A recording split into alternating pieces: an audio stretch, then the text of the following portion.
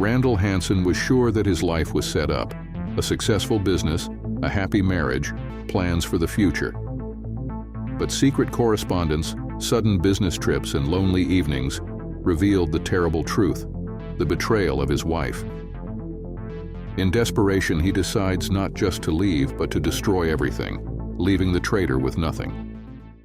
As Randall Hansen climbed into the truck to leave his marital home for good, he hurled the Hansen brass nameplate into the storm drain.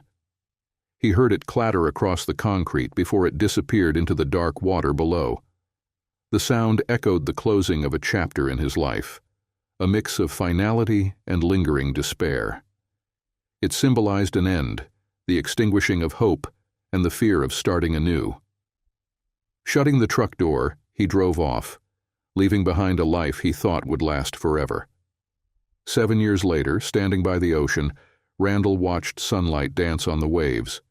He reflected on how words, simple everyday expressions like love and trust, had shaped and fractured his life. They felt hollow, used casually in conversations, advertisements, or sermons, yet they once held so much weight in his heart. His memories drifted back to a pivotal moment years earlier. At a faculty party, he noticed a shadow fall across his arm. "I read your paper," said a tall woman with golden hair. "Comparing Austin and Celine? Bold choice." Randall had been attending English department forums, hoping to connect with new people. The woman, Wendy Putnam, surprised him with her recognition of his work.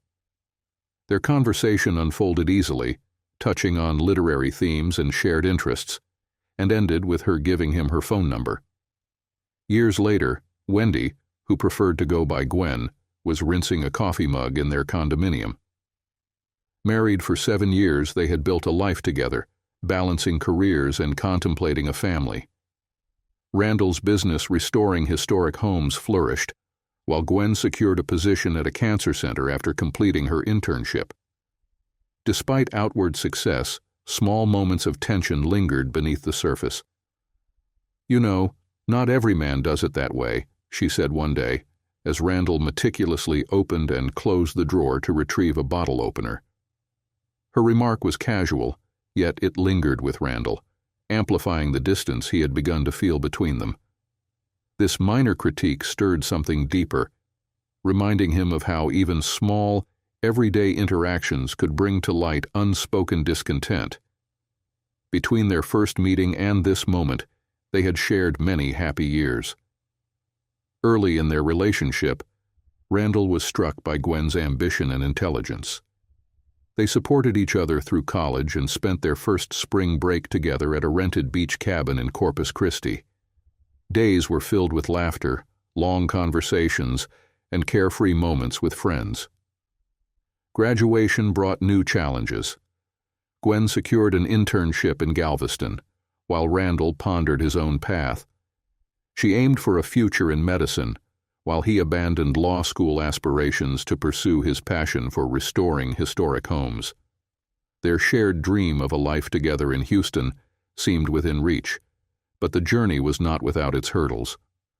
Over time, Randall's work gained recognition for its craftsmanship, reflecting the charm of bygone eras. Meanwhile, Gwen advanced her career in healthcare. Despite their accomplishments, Randall sometimes questioned whether the life they had built together truly aligned with the hopes they once shared. As he stood by the ocean that day, reflecting on his past, Randall realized the resilience they both had shown. Though their story was marked by challenges, it was also a testament to growth, adaptation, and the enduring complexity of love. Sales surged dramatically, causing him to reminisce about free time as something he only had during his college years. He brought home a sizable stone set in a ring, proposed, and she joyfully accepted, embracing him with a bright smile. They celebrated their fairy tale wedding at Blue Hole, a stunning natural location near Austin, and spent their honeymoon in Aruba using frequent flyer miles from college and cashback rewards from his American Express card. Gwen looked absolutely radiant, which was perfect since she meticulously documented every moment in high definition on Facebook and Instagram. Upon returning, they sighed and plunged back into their professional lives. She discovered a team of colleagues who supported her vision of holistic medicine, quickly establishing herself as a rising star at the medical center. As his business thrived, they purchased a 3,000-square-foot home in Pearland, strategically located between his coastal work sites and her future desired position in Houston's health center district. She completed a 1-year internship, 3 years of medical school, and a 1.5 years of residency before securing a position as an assistant physician at a prestigious hospital in the medical district, situated just south of the museums and north of the lower-income areas in that large city. The day following what he internally dubbed the bottle opener discussion, he found himself on a job site on the western side of the mainland, renovating a house that had once been elegant but, after 4 generations of neglect, resembled a tenement.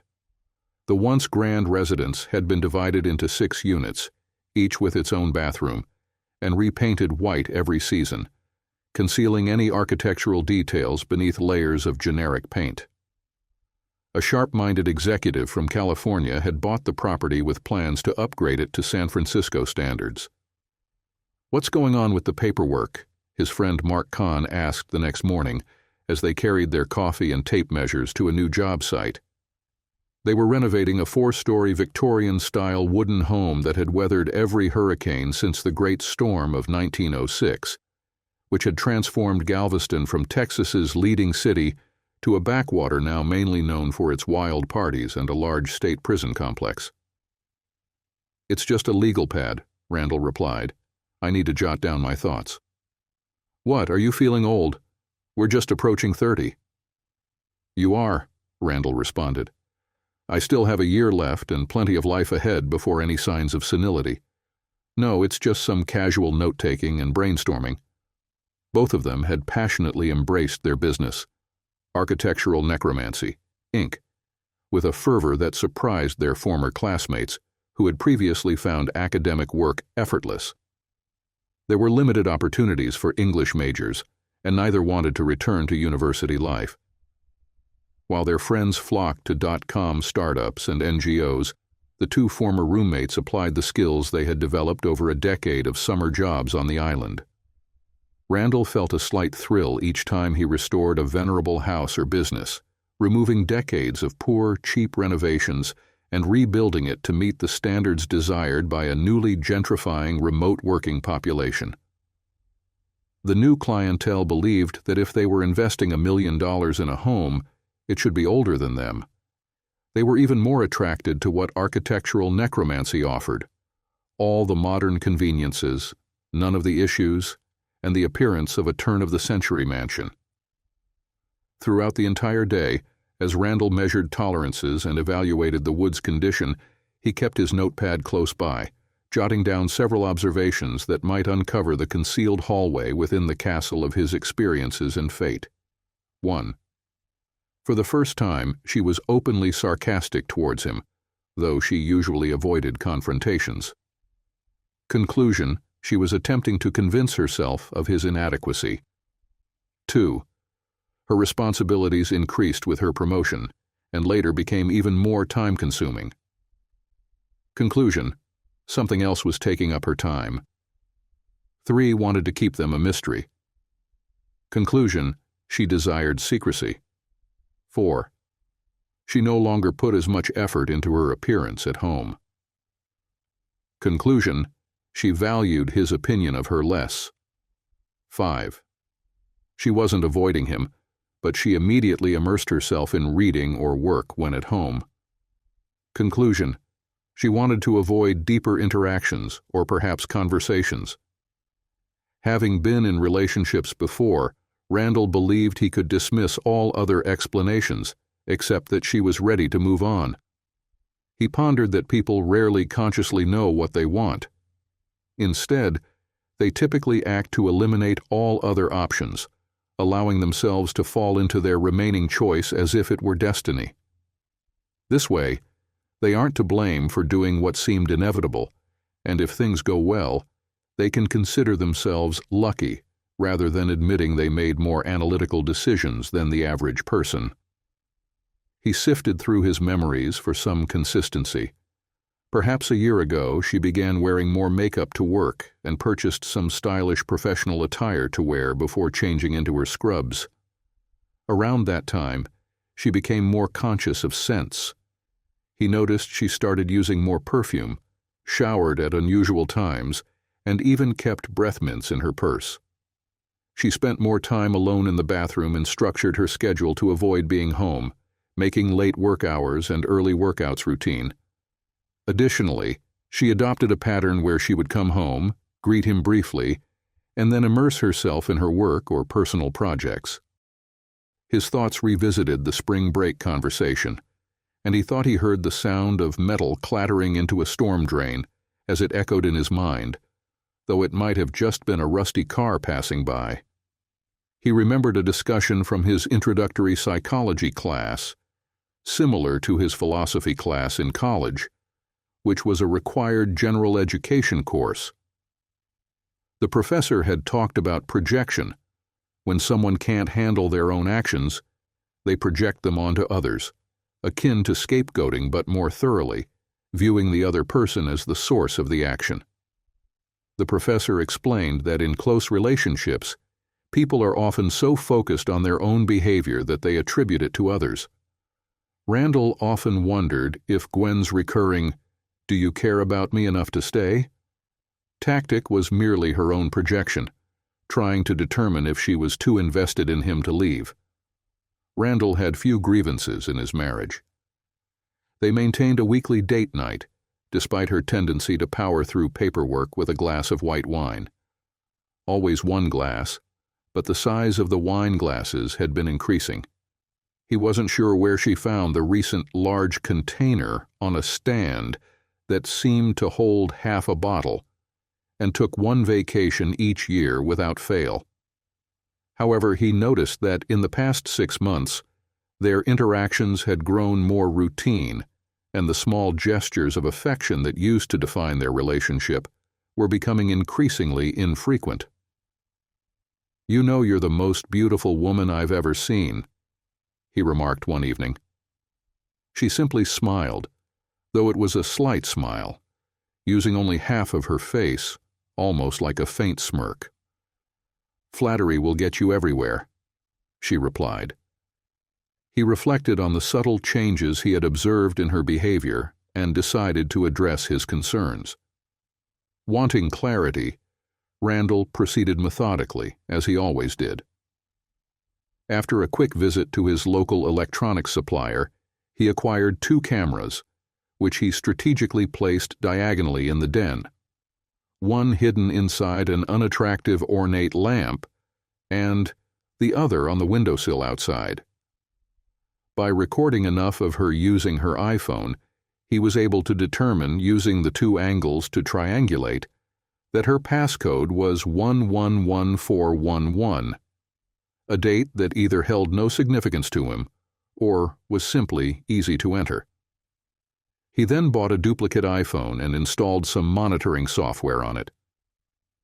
She typically kept the phone with her, but when a neighbor came by to discuss the increasing crime on the neighborhood's edge, Randall saw his opportunity. He reached into her purse and pulled out her iPhone, but the passcode didn't work. Frustrated, he nearly walked away, but on a spur of the moment he searched the spacious front pocket and found a second iPhone. The passcode unlocked it, and he swiftly arranged to clone the phone's text messages, emails, and social media history.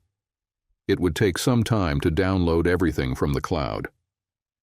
The following morning, Randall decided to take a different route with his truck, diverting from his usual supplier to visit Langsal. Langsal, perhaps his longest-standing friend on the island, earned his living by conducting boat tours. He employed talkative college students to provide commentary, a role Randall had encountered before Langsal secured a permanent position with Davis Construction. Although Langsal was a man of few words, his extensive experiences around the globe were well known. He often jokingly pointed out that this worldly wisdom was exactly why he preferred living on his boat and minimizing his work commitments. "How's everything going?" Randall inquired. "The world's still full of evil and no one's noticing it," Langsell replied. "What's bothering you?" Randall responded, "My wife is leading a double life," and proceeded to share what he knew. Langsell sighed. "That's really unfortunate. She's beautiful. It could be an affair, involvement in some criminal activities, or she might be using a false identity to escape something. I doubt it's the last option since she completed college, but who knows? She wouldn't have a reason to engage in criminal activities unless her income suddenly increased significantly. So it's most likely an affair." Randall began, "Wow, and everything was going so well." Langsell continued, "You need to consider whether you really want to uncover the truth. Since you're just starting out, it might be better to let it go. If you pursue a legal divorce, you could end up having to split your assets and pay alimony, leaving you perpetually poor while she might benefit financially from her new relationship. That's how the legal system tends to work, redistributing wealth from the rich to the poor, often viewing women or other disadvantaged groups as the latter. Moreover, discovering her secrets could lead you to fall out of love with her. Love can't survive without trust, and if you lose that, you might develop a strong aversion. In my experience, when women cheat, they usually do it with someone who isn't particularly admirable. However, she seems ready to leave on her own, so if you give her time, she might just walk away." He added almost as an afterthought, "Personally, I couldn't stand a cheating woman, a criminal, or anyone who isn't committed to building a good life together. Your wife is either a trusted partner in tough times or a hidden threat, like a Trojan horse meant to undermine you and take everything you have. I chose a different path. Most people either go all out, which only works if you have a prenuptial agreement, or try to reconcile if she vows never to cheat again. But that rarely works because, once a cheater, always a cheater. The same goes for liars, thieves, gamblers, drinkers, and others with psychological issues.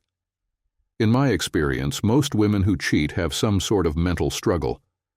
They reach a point where stress or aging makes it hard to cope, as they did in their early 20s, leading to conditions like latent schizophrenia, borderline personality disorder, psychopathy, or sociopathic detachment. Something breaks down, and if that happens, you don't want her back, unless you're prepared to ruin your life taking care of someone who won't improve." The rest of the day passed for Randall in a daze, as he went through his usual detailed tasks with only a fraction of his attention. That evening, he spent time researching information about spouses who cheat. The initial set of narratives he discovered was titled BTB, short for Burn the Bridges. These stories seem to be written by individuals seeking catharsis through fictional tales of personal justice, fantasies where protagonists overcame betrayal and adversity. One story he read went as follows. Mark Haskell, a successful CPA, returned home earlier than expected from a business trip to Washington, D.C. At 6'2" and athletic thanks to daily runs, Mark carried himself with quiet confidence.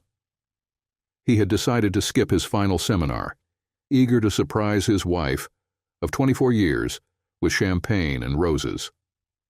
Quietly entering the house through the back door, he noticed something unusual, a trail of clothing leading to the bedroom. Suspicious, he paused to listen, and confirmed his worst fears. Using his phone, Mark recorded evidence of his wife's betrayal. Remaining calm, he left the house and made a series of calls. First, to his lawyer. "Dave, it's time." File the paperwork. Serve her at the address on her tracker. Then, he contacted his bank to restructure his finances and ensure his assets were secure. Finally, he called a moving company with instructions to expedite the removal of his belongings. Meanwhile, Chloe Haskell, unaware of Mark's discovery, had always seen their marriage as a financial arrangement. She had taken her husband's hard work for granted, prioritizing her own desires over their relationship. However, her complacency was shattered when she found the house emptied and divorce papers served. Alongside the paperwork was a file of evidence Mark had meticulously compiled. Stripped of her financial safety net, Chloe attempted to reach Mark, pleading for reconciliation. However, Mark, resolute and calm, refused. "I worked hard for us and you threw it all away," he said. "This isn't about revenge. This is about moving on." Faced with the consequences of her actions, Chloe struggled to rebuild her life. Over time, she began to reflect on her choices and the damage they caused. Meanwhile, Mark, free from the weight of betrayal, embraced a new chapter. He relocated to a serene coastal town, spending his days on the water and pursuing hobbies he had long neglected. When news of Chloe's struggles eventually reached him, Mark felt a pang of empathy, not out of regret, but for the years of effort he had poured into a relationship built on uneven foundations. As he gazed at the horizon, he reminded himself of the lessons learned and the importance of valuing those who truly appreciate you. Goodness, what a nightmare this is. The courts would never permit you to sell a business below its value without raising fraud charges. Alienation of affection lawsuits are only viable in a few conservative states, and the employers would need to be directly involved or aware of the circumstances. Investigations into serious incidents would require clear evidence, and any legal claims would demand skilled representation. This story feels like a mishmash of misunderstandings and exaggerations, he muttered, flipping to another section of the narrative. Dan Reynolds was a successful inventor. For the past 20 years, he had poured his energy into developing an ultra-high-speed garbage disposal capable of reducing waste to a liquid, safely processed through standard plumbing systems. His invention had caught the attention of investors, and his company was poised to go public in just a few weeks, potentially making him a billionaire. Excited to share the news, Dan returned home early one evening, carrying flowers and champagne to celebrate with his wife, Claire. However, as he entered their home, he sensed something was amiss. Claire appeared startled, fumbling with an explanation for an awkward situation involving an unexpected guest. "Dan, I can explain," she exclaimed. Despite her efforts, the moment marked a turning point in their relationship. The following week, Dan and Claire began attending counseling sessions to work through their challenges. Judge Seamus Callahan O'Leary, presiding over their case, strongly encouraged the couple to attempt reconciliation for the sake of their family. Their counselor, Dr. Cleopatra Ortez, used creative techniques to foster communication and understanding. "Dan," Dr. Ortez asked during one session, "how do you feel about Claire's efforts to rebuild trust?" "I'm struggling," Dan admitted. "It's hard to move past the hurt, when I feel like my feelings were overlooked." Claire nodded. "I know I made mistakes, and I'm trying to show him I'm truly committed to making things right." Over time, their sessions brought moments of reflection and clarity. Both partners began to recognize the importance of mutual respect, trust, and accountability in their relationship. While the road to healing was far from easy, they chose to focus on rebuilding their bond for their family's future. Years later, Dan and Claire reflected on the journey that had brought them closer together. Despite the challenges, their story became one of resilience and growth, proving that even in the face of adversity, love and determination can triumph. "Oh no, this situation has gotten even more complicated," Randall exclaimed. He quickly navigated to a psychology website in search of a more balanced and insightful perspective. He read a few paragraphs. Modern psychological perspectives suggest that human relationships are complex and often influenced by societal norms and personal expectations.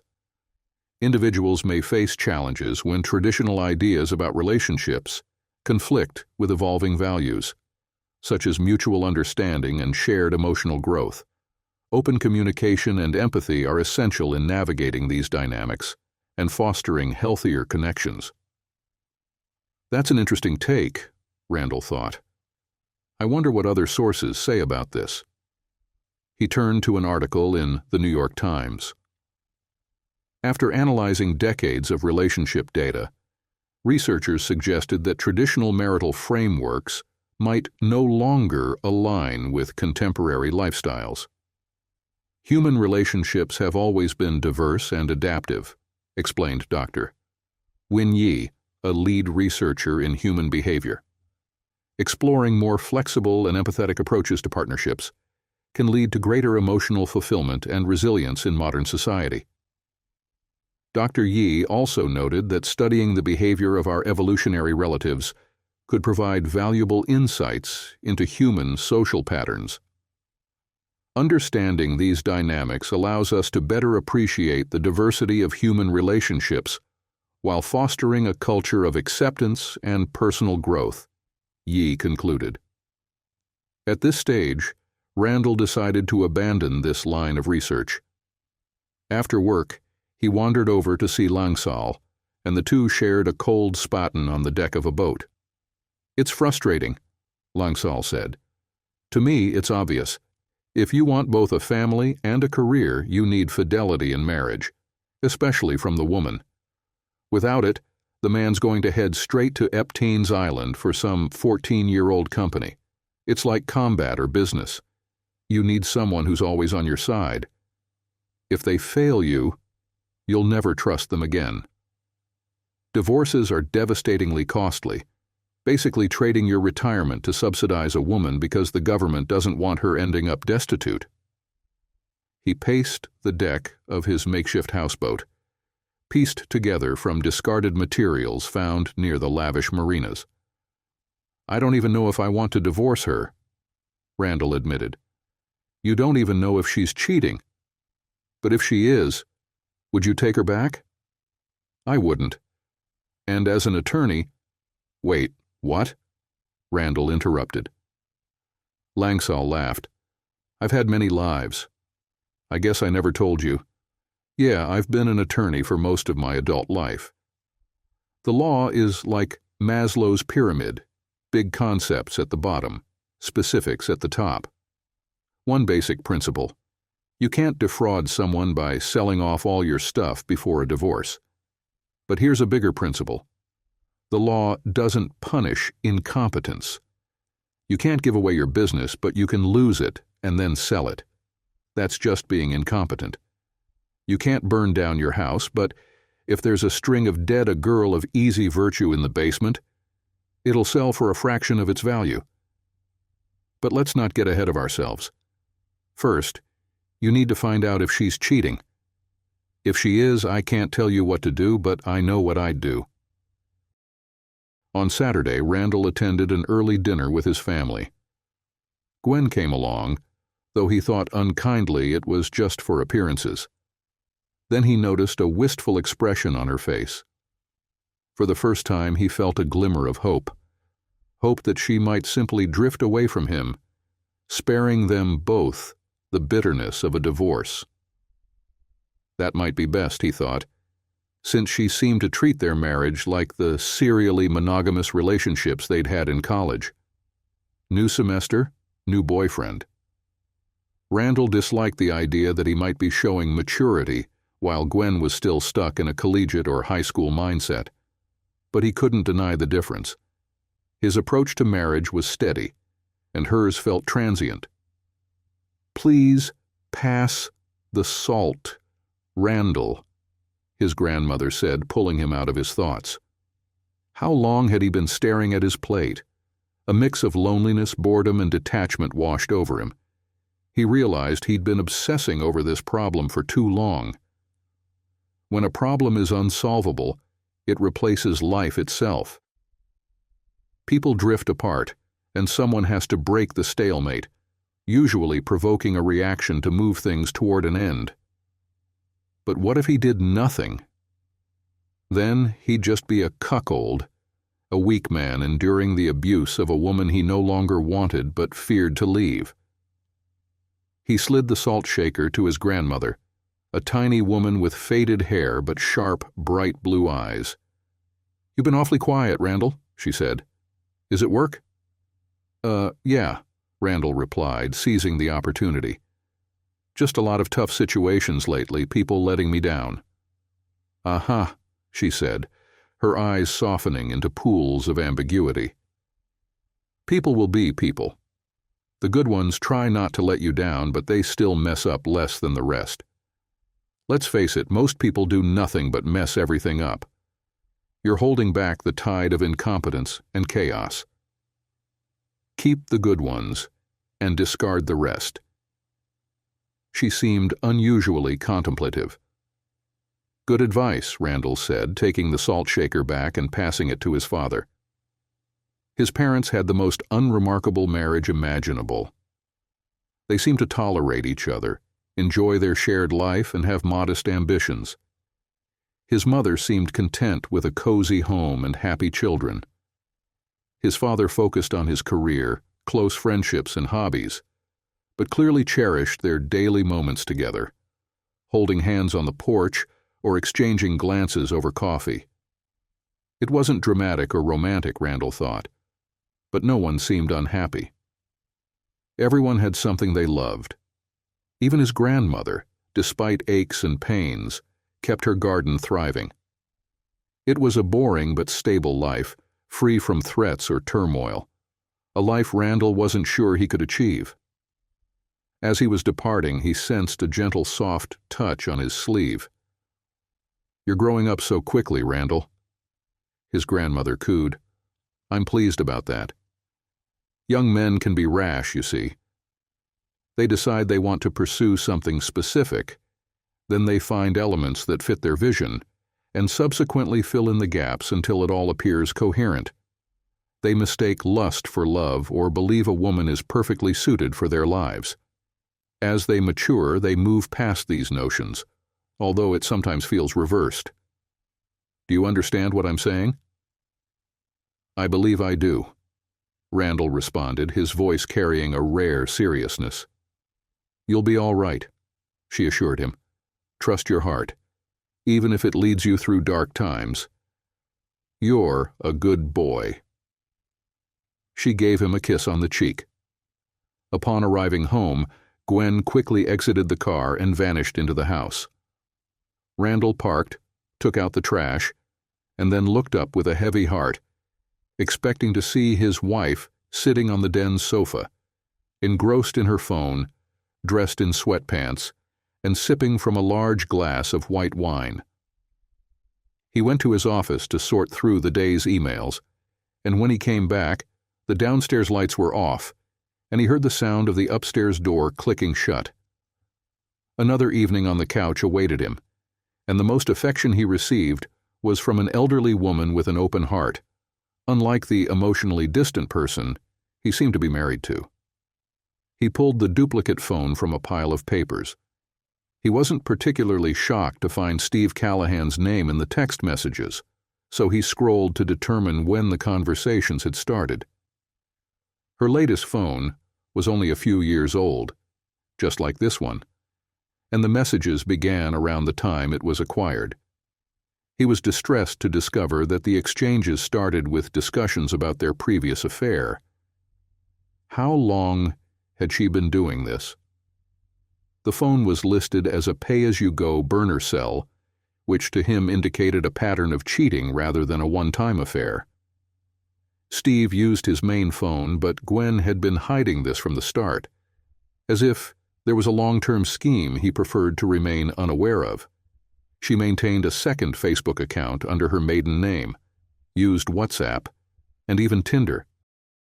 Browsing through Facebook, Randall found photos of gatherings he hadn't been invited to, weekend boat outings he wasn't aware of, and numerous workplace images featuring the attractive yet suspicious-looking Steve Callahan, who seemed to be a trauma nurse sporting a Rolex. Randall recalled how often Gwen had traveled to Dallas to care for her ailing mother or returned to work unexpectedly on a Saturday, and he berated himself for being so trusting. He was occupied, so why wasn't she? One photo provided a hint. Despite holding a medical degree and an impressive title, it appeared that Gwen was doing most of the menial tasks.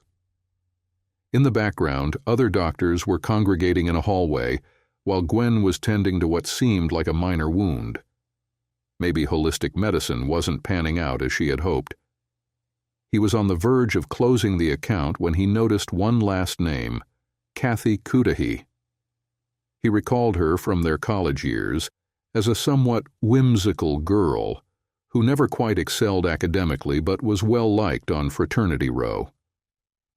Although she and Gwen had been friends, he now observed their interactions dating back to the earliest phone records. Their conversations had a typical pattern. Kathy: "So, how are things?" Gwen: "I'm enjoying myself, just a bit anxious." Kathy: "He'll never realize the truth. He thinks you're perfect. You need to prioritize your own needs." Gwen: "He wants kids, but he's always tied up with work." Kathy: "Let him take care of Steve's children. They look alike enough." Gwen: "I guess I have a type." Kathy: "You found a great sugar daddy. Share his number when you leave him." Gwen: "I sometimes feel so guilty." Kathy: "Don't. You're contributing to dismantling the patriarchy. Have some fun." Gwen: "What he doesn't know won't hurt him." Randall had secretly hoped to discover something that would make him believe he had married someone more than a cold, money-driven, career-focused opportunist. However, reality became clear. Gwen was interested in middle-class respectability and comfort, but concepts like love or trust seemed irrelevant to her. She intended to cheat until Randall expelled her, then seize everything he owned. Another conversation thread emerged. Gwen: "What if he finds out?" Kathy: "You get half the business alimony and half of all marital assets. Wait until his grandmother passes away. There might be more money." Gwen: "I'm not sure if I want a divorce." Kathy: "You won't stay married forever with this behavior unless you start seeing swingers." Gwen: "I could handle that." Kathy: "Exactly. Stay on Randall's train until it derails, then join us at the Polygon Club." Gwen: "Steve and I could just present ourselves as a couple." Kathy: "He doesn't wear a wedding ring. That adds excitement, and they dislike cheaters, STDs." Randall felt himself withdraw inwardly. Initially, rage coursed through him, but he suppressed it when it became overwhelming, realizing that anger could turn into self-pity. Then frustration set in at the pointlessness of it all. He wanted to shout insults at her and accuse her of ruining his life. Yet he questioned whether he even cared about her opinions. She had broken his heart, betrayed him, and treated him like a fool. Using the Vipassana breathing techniques he had learned at an anger management seminar, Randall entered a trance and emerged devoid of emotion. He became pure emptiness, achieving a state of clear, logical thinking. With his creativity restored, he devised a plan. Reflecting on it now, he recalled hearing a metallic sound for the first time, as if his mind was fast-forwarding to the moment when his rage subsided and his determination took hold, making the inevitable clear. On Wednesday evening, Gwen returned home earlier than usual and found Randall dressed in a full suit. "Did someone pass away?" she asked, while he internally chuckled at her completely insensitive manner toward others. The flashy, manipulative man cared only about himself, ignoring anyone else's emotions or future. "No, I just came back from the lawyer," Randall replied. "I have a few documents for you to sign." "What kind of documents?" Gwen inquired. The first is a new life insurance policy. It pays out double if either of us dies accidentally, but nothing if our DTTs result from criminal activities, whether by us or others. This way, if I have a workplace accident, you'll have a secure financial future. The policy is for $1.5 million. Her interest was sparked, so he handed her the next document. This one is needed to secure a second loan for the business. It's essentially a postnuptial agreement that makes the business untouchable and limits what each spouse receives if the divorce is initiated by actions like abandonment or cheating. In short, it protects your income from me if I act foolishly and allows me to obtain additional credit for the business. Why do you need this? She asked. I'm buying another house. I'm going to renovate it properly and sell it. Since the purchase is in my name, this agreement doesn't cover it. But if something happens to me, you'll retain all your income and 30% of our shared assets, excluding the business. Gwen looked at him skeptically, trying to detect any sign of her deception. Randall had downed a couple of IPAs for a reason. Half drunk, he could only appear trustworthy. Take your time. Have a lawyer or friend review them. We could become quite wealthy with this house deal. I'm pretty excited. He handed her the papers and stumbled back to his office. As a carpenter, it was easy for him to partition off the windowless corner of the laundry room, about 20 square feet, where he conducted all his activities. He now had a locking door for insurance purposes, as he apologetically explained, allowing him to proceed with his plans unseen. He remembered what Langsal had told him. The law punished blatant fraud, but rarely acted against stupidity, incompetence, or everyday greed. Everything he did had to occur before he officially knew of her infidelity. That Friday, Randall arrived early at his wife's workplace. "Oh, hey, Kathy, I didn't know you worked here," he greeted the receptionist. She seemed surprised that he remembered her, unwilling to believe he could have seen Gwen's second life on social media. Despite her outward confidence, Kathy was insecure. He noticed faint acne scars on her face and guessed that beneath her scrubs she had stretch marks from struggling with weight gain. He had always wondered why Gwen associated with someone so evidently lacking, but now he understood. With Kathy, Gwen could express her darker, clumsy side. With Randall, she had to hide it, and maintaining the facade was wearing her down. "Oh, Randall," Kathy stammered. Then her eyes darted up and over his left shoulder, widening. "She's not here right now," she lied. "No problem, I'll wait," Randall responded. He walked down the hallway to his left, bypassing any numbered doors, and leaned against the door labeled Supply. He saw Kathy reaching for her phone, so he took out his own burner phone and called his wife's secret number. Moments later, he heard a ringtone coming from the closet, along with hurried noises. Kathy was rapidly typing on her phone, her face turning very pale. The noises inside ceased. He waited another 10 or 15 minutes until he heard Gwen being paged over the intercom. Then, he called Mark on his regular phone and engaged in a lengthy, detailed discussion about a future project. Eventually, a doctor emerged, gesturing frantically to Kathy, who quickly shrugged, and Randall slipped out through the nearest door. He thought he heard the supply cabinet open as the exterior door closed behind him. Following Langsal's advice, Randall intensified his efforts and returned home to meet the home inspector. He anxiously brandished a radon detector, asserting that he had detected traces of the radioactive gas in both the garage and the master bedroom. Reluctant to refuse the gift, the inspector allegedly verified the findings and identified several floor cracks indicative of a deteriorating foundation. Randall had selected a notorious con artist who profited by uncovering issues in homes and then enrolling homeowners in his brother's remediation business. Randall paid for the report, which would reduce the house's value by half, but avoided signing any contracts. His aim was to follow Langsol's suggestion, to destroy everything. Currently, she's in a good position because she can maintain both her husband and her lover, he explained. You've provided everything for her, allowing her to enjoy both sides. However, what happens if home life becomes problematic?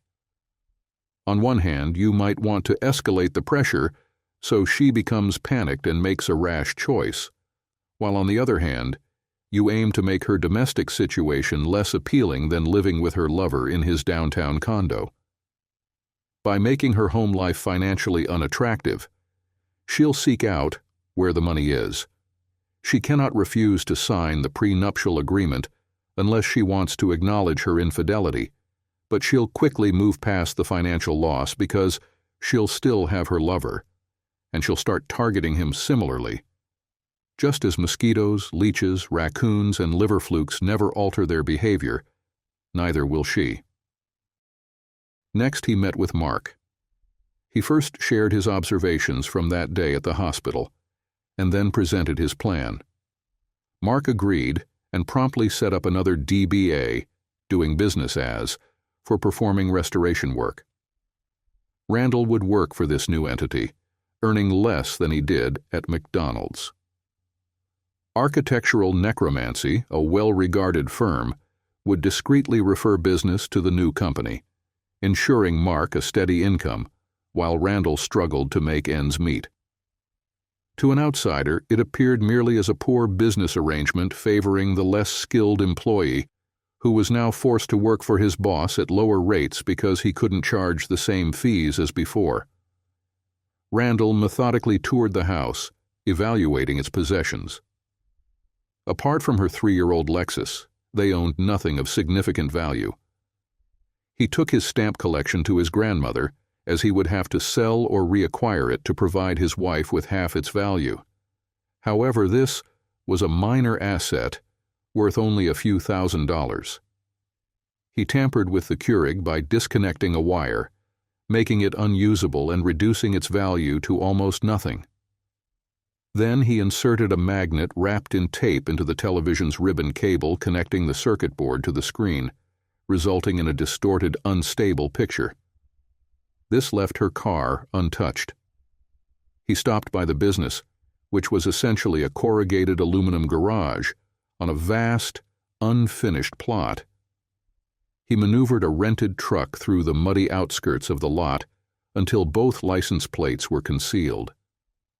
Packing cotton into his cheeks, he applied a fake mustache and wore oversized sunglasses before heading to the hospital. Since employee and customer parking were in the same garage, he drove until he saw her vehicle, then parked directly opposite and reversed into her car. Recalling to keep his muscles relaxed instead of tensing up, he backed up a bit too swiftly, crashing into her bumper. He had to repeat the maneuver twice before hearing the reassuring BAP, indicating her airbags had deployed. Afterwards, he returned the truck, washed it down, and used steel wool to eliminate any remaining traces of plastic and paint from the bumper. At this stage, with his trap in place, the former prey-now predator awaited. Gwen burst through the door, her hair tousled and her eyes tense. "Hi, honey, how are you?" Randall greeted her warmly. "Terrible," she cried out. "Some idiot hit my car today, and when I contacted the insurance, they said my policy had expired." "Expired?" Randall responded in disbelief. "Oh no, let me check. Damn, they emailed us a month ago and it ended up in the spam folder," he said as he scrolled through his emails.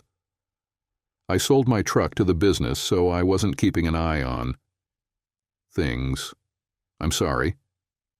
How severe is the damage?" "The bumper is ruined," she replied. "All the airbags have deployed. We need to take it to a body shop." Not right now," Randall said. "I just invested all our money into the business. to secure that new loan and take things to the next level. I have several clients lined up, mostly from California. You'll have to use a credit card, but mine are all maxed out." "Crap!" she exclaimed, and for the first time Randall saw both her vulnerable side and her angry side. He didn't mention that he had been recklessly spending on equipment, insurance, and advertising for the business. If she had looked, she would have seen nothing in his 401k, nothing in his regular bank account, and only a few $100s in their joint account. "Yeah, we're going to be a bit strapped for a few years," he said. "Well, maybe 5 years, not too long. This is a risky gamble, but baby, it's going to pay off big." She stared at him in disbelief and, for the first time, believed all the harsh things she had been saying about Kathy. "We're broke?" she asked. "Well, except for your paycheck," he replied. "I put it all into the business. Go big or go home." And so it continued for the next several weeks. She drove a rental car, significantly reducing her paycheck since she didn't want to spend thousands to fix the Lexus. He drove the truck, now owned by the business, so he couldn't lend it to her because as a non-employee she wasn't covered by his insurance. The television was malfunctioning, and he kept the air conditioning set high, making their home nearly uninhabitable. Whenever she complained, he would talk about their promising future with the business when he was home at all, which was rarely. In fact, Randall had taken the den sofa and moved it to the business, where he could sleep in air-conditioned comfort. She never realized he was gone. She also didn't notice the following Wednesday when he entered and asked Kathy about her, using his status as her husband to gain access to the hospital's inner areas. Knowing that a cat doesn't change its habits, he waited by the supply closet until an employee came in to grab a box, then slipped his foot into the door. He placed his phone on a shelf in the supply closet with the motion-activated camera on, then taped over the door bolt to prevent it from locking. After surveying the area, he went down to the cafeteria and ordered a bottomless pot of coffee. Keeping a low profile, he read a recent hardcover novel he had purchased at full price, then went upstairs to retrieve his phone. He wasn't disappointed. The video showed another nurse grabbing a box of gloves and forcefully shutting the door, despite the tape. 20 minutes later, the footage picked up again as Steve Callahan walked in. He sprayed a scented substance into his mouth and then cleared the table at the back of the small room. A few minutes later, Gwen entered and greeted him warmly. "We don't have much time," she said, leaning in closer to whisper something to him. The interaction appeared intimate, though the exact details were not visible. Randall watched the footage closely, noting the familiarity between them. Their conversation, though muted in the video, suggested they shared a secret. Later, Gwen mentioned to Steve, "My husband is being a bit annoying. Do you mind if I stay over the weekend?" "Mind? That would be awesome," Callahan replied with enthusiasm before leaving the room. Randall drove home and made a phone call. On Thursday evening, he finally convinced Gwen to accompany him to the bank to sign and notarize the prenuptial agreement. She had come to understand that the significant financial benefits wouldn't be available in the near future.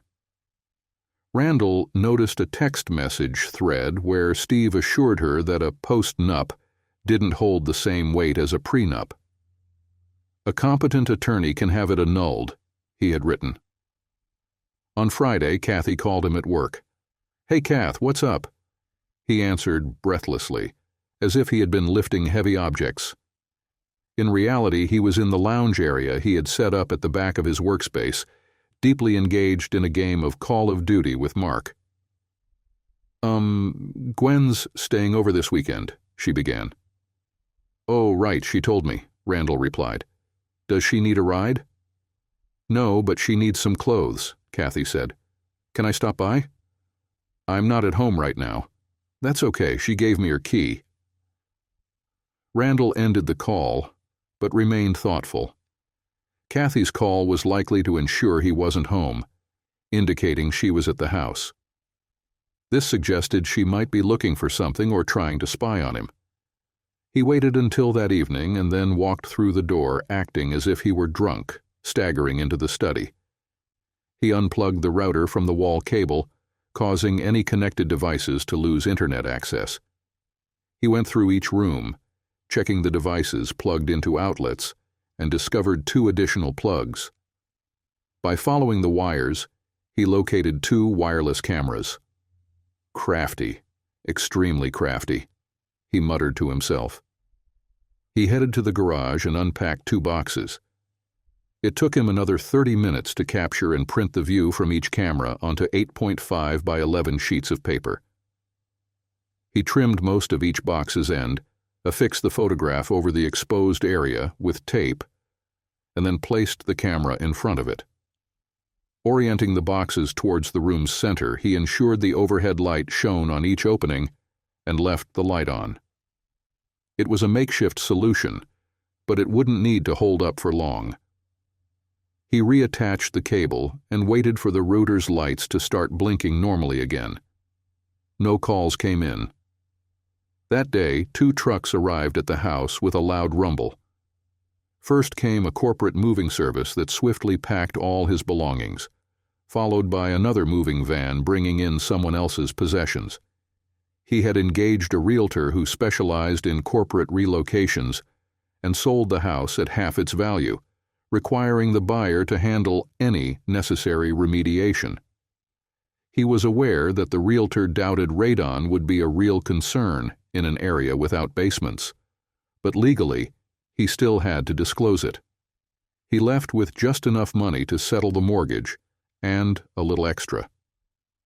He transported all his stuff to the business location and then sent the moving van to Steve's address, which Kathy had kindly provided. About an hour later, his phone rang with the distinctive ringtone he'd set for Gwen. It was The Witch is Dead from The Wizard of Oz, a film he had despised as a child but had grown to appreciate more over time. "Hey, hon, what's up?" he answered. Mark could hear a furious, rapid-fire monologue on the other end. Randall gave a wink. "Yeah, we had to sell the house," he began. "I needed funding for the business. I'm searching for apartments now, just living with my parents. There's space for you, too. About your car, I returned it to the dealership. They offered us around $4,000 for it. It was either that or repair it, which would have cost nearly the entire value of the car. You still have your rental, right? Great, that's sorted. I'm looking at studio apartments so we can save as much money as possible. Oh, and I sent your stuff to the address Kathy provided. She mentioned it was your aunt or an old college friend or something. There's not much, and we can move it to the apartment in batches whenever it's convenient. I know it's awkward, but I really need all the money for the business. We had a downturn, and I need to cover payroll and insurance or we won't achieve the payoff. How much per month? It's bringing in about $1,500 monthly now, but that should increase within a few years, maybe 5 or even 7, but it'll rise, I promise. Oh, you need to go? Okay, let's talk when you're back. Love you." Mark began to sweat as he gazed at the man in front of him. He had only once before encountered eyes that seemed lifeless, in the face of a former Special Forces operative he had met in the oil field. Nothing was visible there. All energy was restrained, and the expression was blank, as if concealed. When Randall explained what Gwen had been up to, Mark anticipated anger, distress, or perhaps even reconciliation. Instead, he perceived an indescribable and boundless coldness, like a machine following simple commands to complete a mission that would ultimately lead to its destruction. He averted his eyes. Randall had spent a significant amount of time reflecting on his life. After an unsettling discovery during a workday, he came to terms with several difficult truths. A. Gwen had been spending time with Steve Callahan, an old acquaintance from her college days. B. Steve worked at the same hospital as Gwen, and their friendship had likely influenced their interactions throughout Randall's marriage. C. Gwen seemed unable to provide the kind of partnership Randall had always hoped for, a supportive home filled with trust, mutual affection, and shared dreams of a family. D. Instead, it became clear that her priorities lay elsewhere, which left Randall feeling increasingly alienated. E. He realized that their differences in goals and values made it impossible to sustain their marriage. F. This led Randall to confront the painful reality of their relationship and take steps toward rebuilding his life. A few weeks later, Randall visited his grandmother. "Grandma, I have to be honest with you. My marriage is over. Gwen and I are on completely different paths, and it's been that way for a long time." "Oh, my poor child," his grandmother responded, her gaze steady. "How long have you been feeling this way?" I've been slowly coming to terms with it," Randall admitted. "At first, I was in shock. I couldn't focus on anything. Mark sent me home from work because I wasn't myself. For a week, I barely ate or slept. I only got up to shower, hoping things would somehow change. I even delayed important tasks because I was so distracted. Over time, I tried to take positive steps. I went to the gym, focused on cooking meals for us, and worked on improving communication. But deep down, I knew something was missing. I was holding on to an illusion, and it eventually shattered." He continued, "I spent a lot of time blaming myself. I thought maybe I hadn't done enough to show my love or support, but as I reflected more, I realized Gwen and I had always had very different ways of looking at life. She was ambitious and driven, which helped her career, but it created distance between us. It felt like she could easily separate her personal and professional lives, while I struggled to connect with her on either level." His grandmother nodded, listening carefully. "What did you do next?" "I tried to find a solution, any solution. I thought maybe we could rebuild things if we worked together, but that didn't seem to be what she wanted. Eventually, I had to face the truth. Our goals and priorities were too far apart. I also started to see how one-sided our partnership had become. I was working hard to build stability for us, while Gwen seemed focused on other things. It felt like my efforts were being taken for granted. The worst part was overhearing comments that made it clear she didn't value the life we had built together." His grandmother's expression hardened. "It's so unfair when someone disregards your hard work and sacrifices." "Exactly," Randall replied. "At my lowest, I felt completely lost. I isolated myself, barely spoke to anyone, and struggled with overwhelming emotions. Thankfully, Mark, my boss, noticed and encouraged me to take care of myself. Slowly, I started finding clarity. I realized I couldn't stay in a situation that was harming me." He paused, taking a deep breath. "One day I saw a group in the park taking a self-defense class. They were chanting, 'I will not become a victim,' and something clicked. I knew I had to take control of my life again. It became clear that staying in the marriage wasn't an option. It was time to move forward and focus on rebuilding." His grandmother gave a small, approving smile. "That's my boy. Don't let anyone take advantage of your kindness. You deserve to be happy and free to live your life fully." For the first time in many days, a genuine smile appeared on Randall's face. "Oh, I will," he said. He went on to explain how the business had gone bankrupt because it had ceased accepting orders, redirecting them to Mark's company instead. Moreover, he had burdened it with debt and was earning a minimal salary. He detailed how the cars had been sold, the house liquidated, and all the household items were gone. He had arranged for everything to be moved out. He also mentioned how he had handled workplace tensions, avoided any legal trouble, and stayed within the bounds of the law. "I am beyond anger, Grandma. I am beyond sadness. I've reached a stage of complete detachment. I feel like an empty shell, and I'll do whatever it takes to free myself from this situation," he said. Then he explained the post-nuptial agreement his wife had signed to secure her interests. "She's going to leave, and she won't see it coming," he added. "She'll move on, take all her belongings with her, and try to start fresh. But I've already planned my next steps. By the time she files for separation or divorce, she won't get anything. I just need to wait and let things play out." His grandmother paused, thoughtfully. "There might be another way," she said, reaching for the phone. "Heloise? It's been a while. Listen, dear, I need a favor. Is Tricia still around?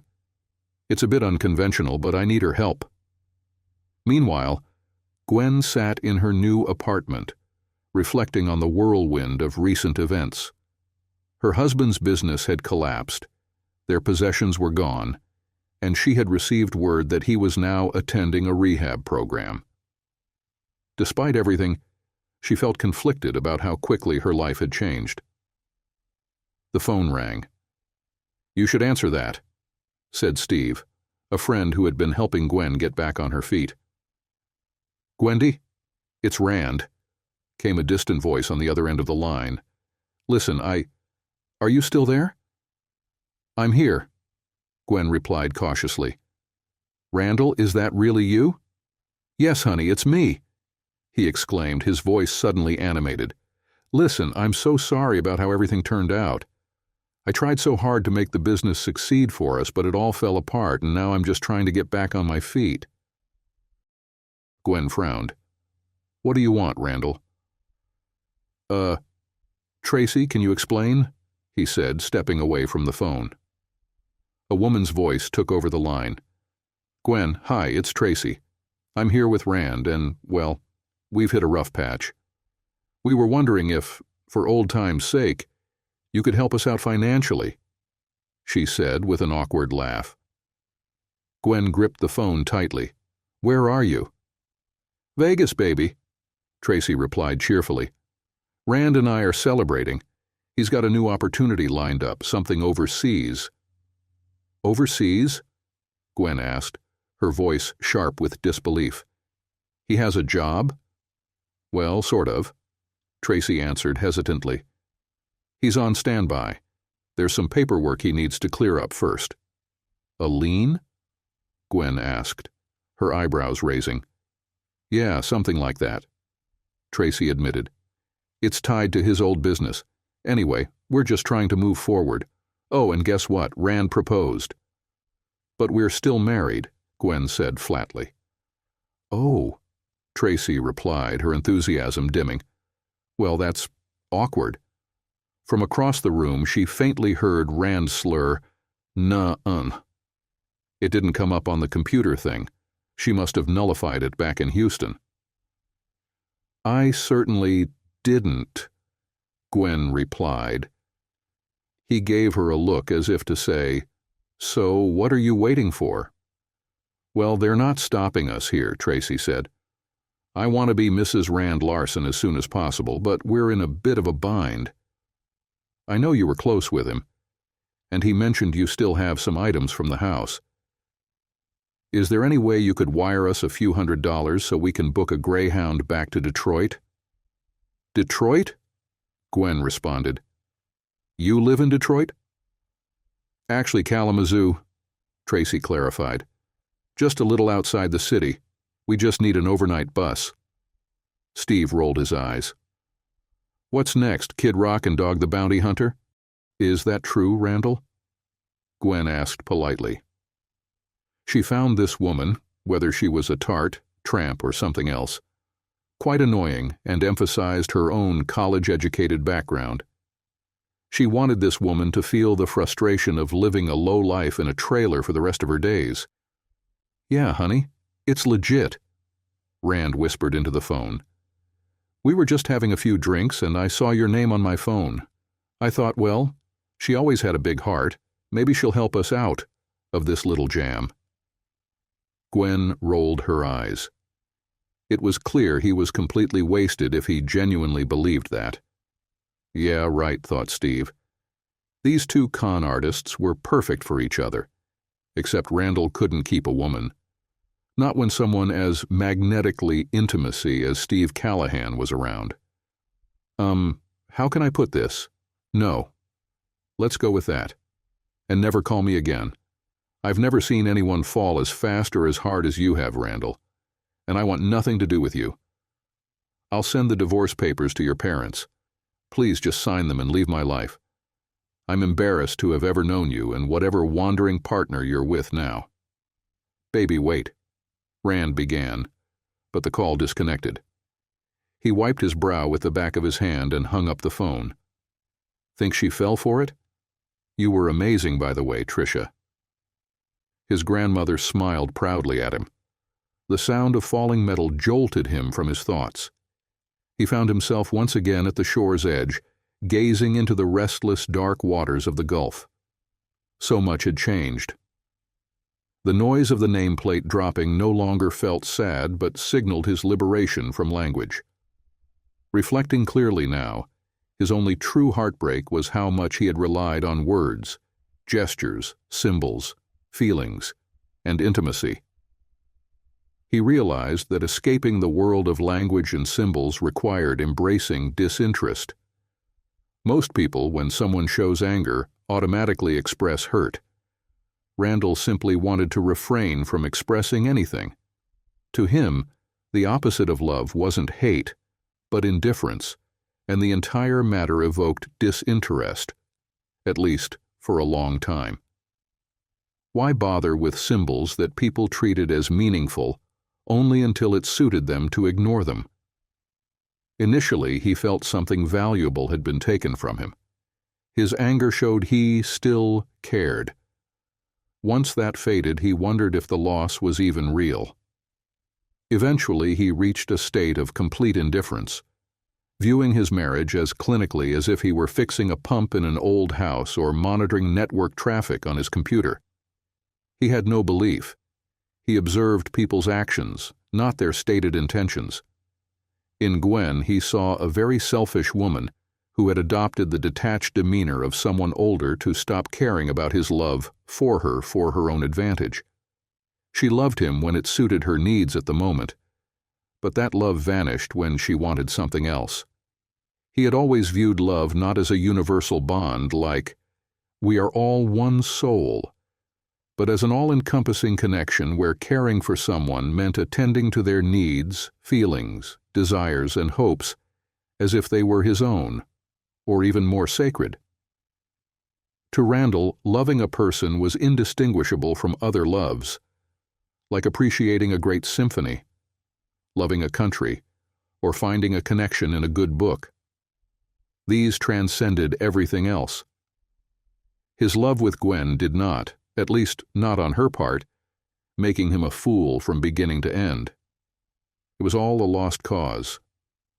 She used the words love and perhaps trust, but she meant something entirely different, which became clear when she loved Steve's physical presence more than Randall's faith in her. Ultimately, love means setting aside my happiness for mutual benefit, not just materially, but spiritually. Love isn't convenient or easy. It requires effort like a job and skill like art. He wouldn't want his daughters to act like Gwen did, not only because it was disgusting, but because it disconnected them from a worldview where love can conquer all by setting aside selfishness and working to form bonds and uplift each other.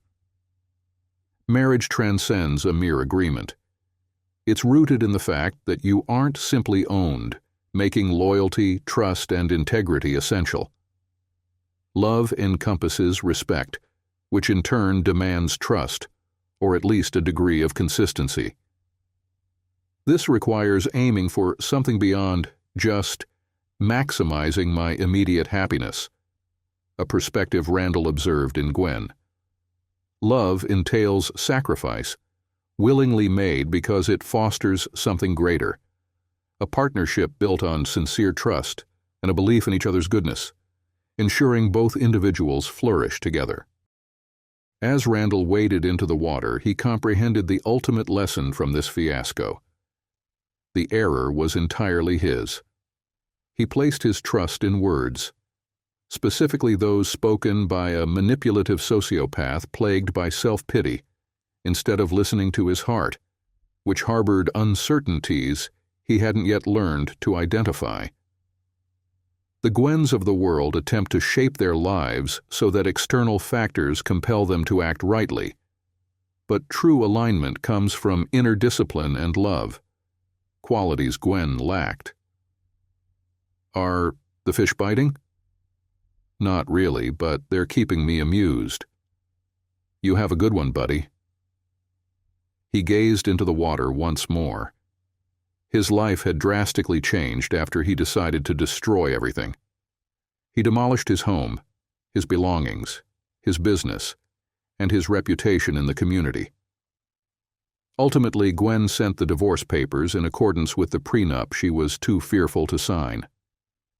Initially, she believed she could force him to leave, but by becoming the monster, he made her want out. He then exploited her confusion and escaped the stifling, toxic marriage.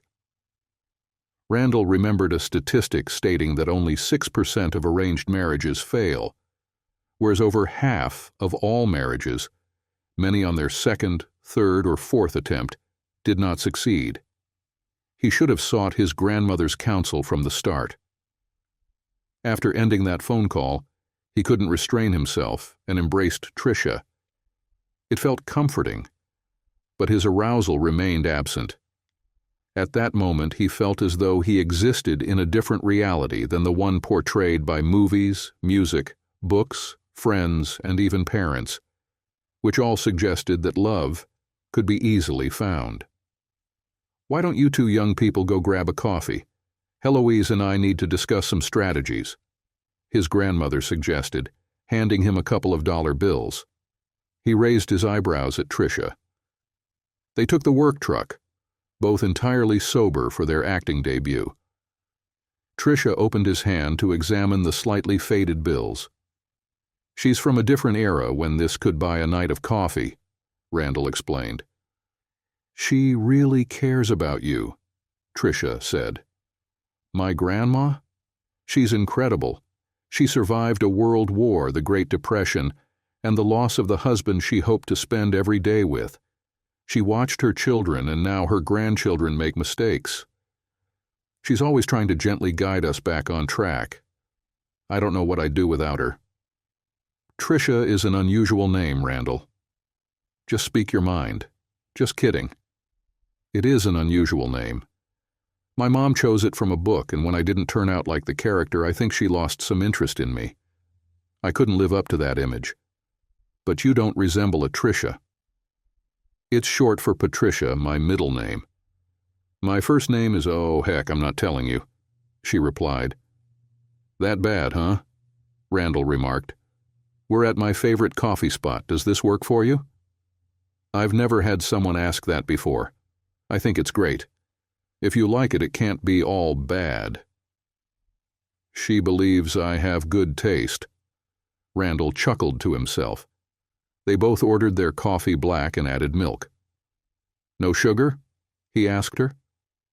If this were a book, it would imply my character isn't sweet, she responded. Or that you're sweet enough as you are, Randall said.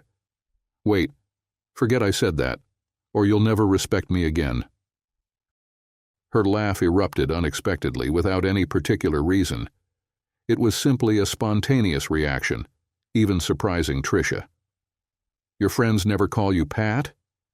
No, Pat sounds too androgynous or something. I wanted a feminine name, but not overly girly.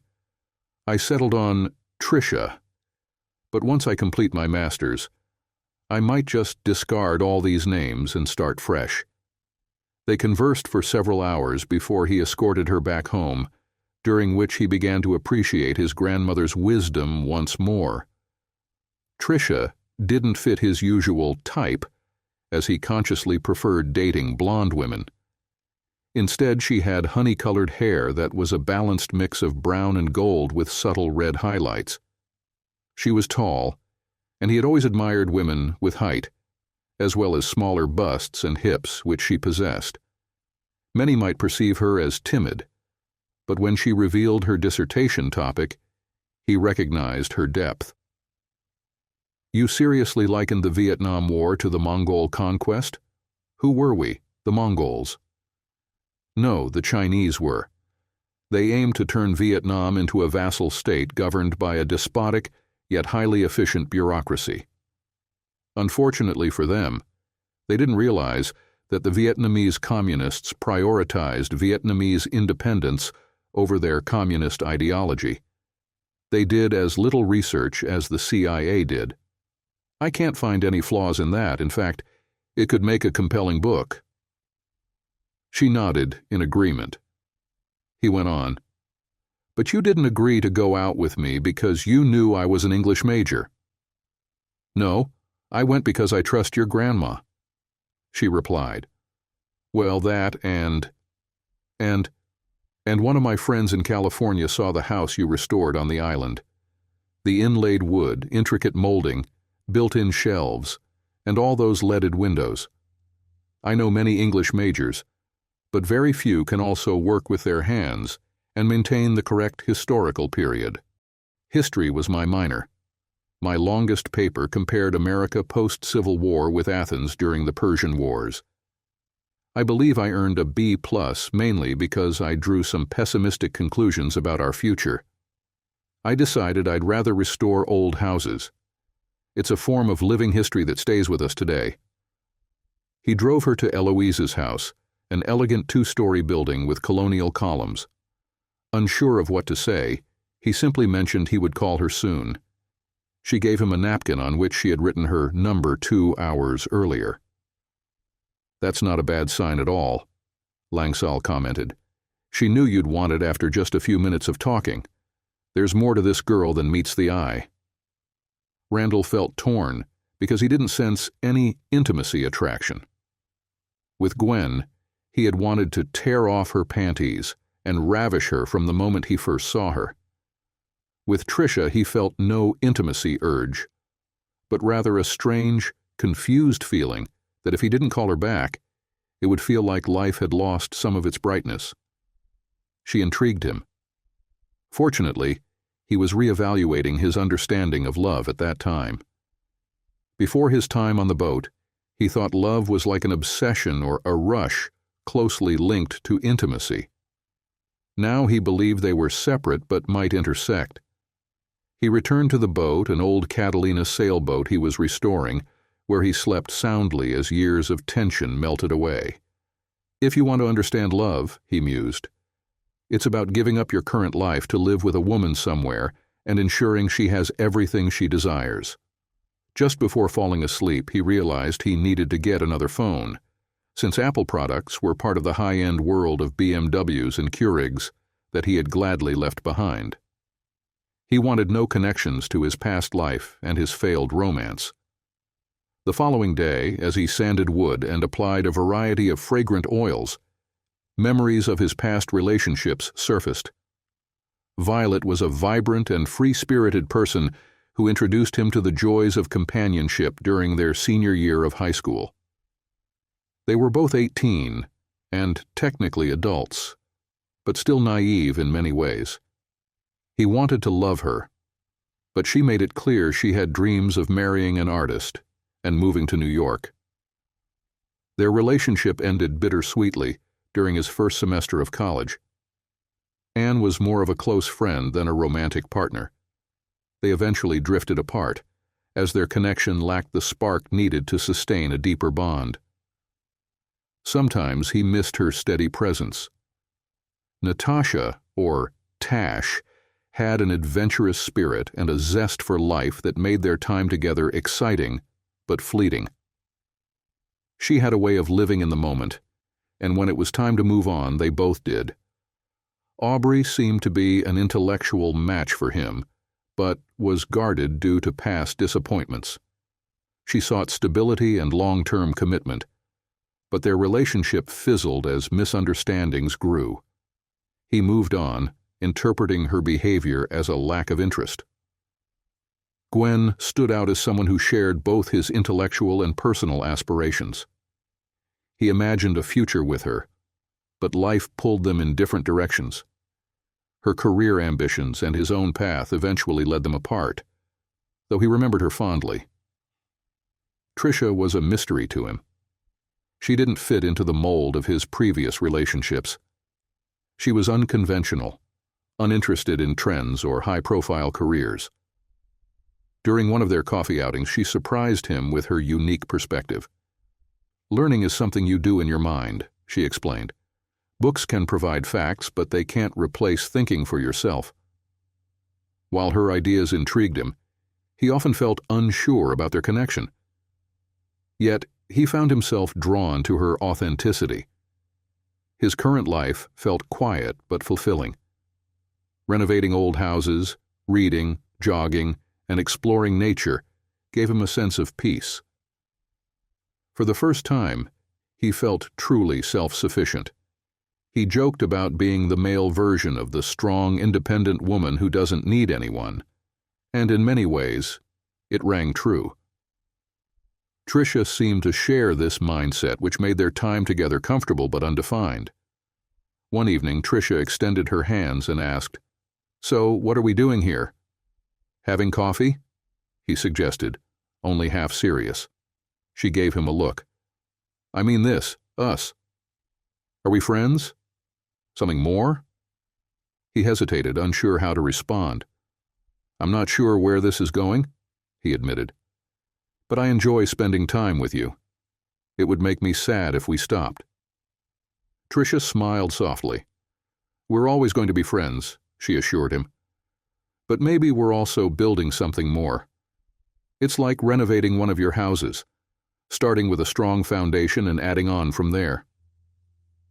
Randall considered her words. "Like dating?" "Not exactly," she replied. "More like deciding if we want to build something meaningful together." He was struck by her honesty. She explained how her past relationships had taught her the importance of genuine connection over superficial attraction. "It's not about following a checklist," she said. "It's about understanding each other, appreciating what we bring to the table, and deciding if we want to invest in a future together." Her perspective resonated with him. "I don't want to stop talking to you," he said finally. "I'll take it one day at a time." Tricia nodded. "That's all I ask." In that moment, Randall realized that what mattered wasn't defining their relationship in conventional terms, but allowing it to evolve naturally. Whatever the future held, he was ready to embrace it. Time marched on as it always does. He enjoyed living on the boat because it allowed him to uproot himself and leave if the neighborhood deteriorated. Langsal felt the same way. After losing his wife, his first career, and a child caught in the crossfire of a gang fight, he had no desire to be anchored to the land. He believed that petty individuals controlled the land, extending their influence through fear. A true man either takes to the sea or seeks adventures on another planet, because once things stabilize, merchants and bureaucrats seize control, dividing nature and putting price tags on everything. They then drain everyone with taxes and insurance, causing the entire society to be enveloped in fear. "You can sense it out on the ocean," he explained. "There's no fear there. The constant background noise disappears. It's just you and eternity, vast skies and empty nights. You have to deal with your own issues alone, because no one is going to come along and provide you with entertainment, intimacy, money, or legal documents to distract you from the emptiness inside.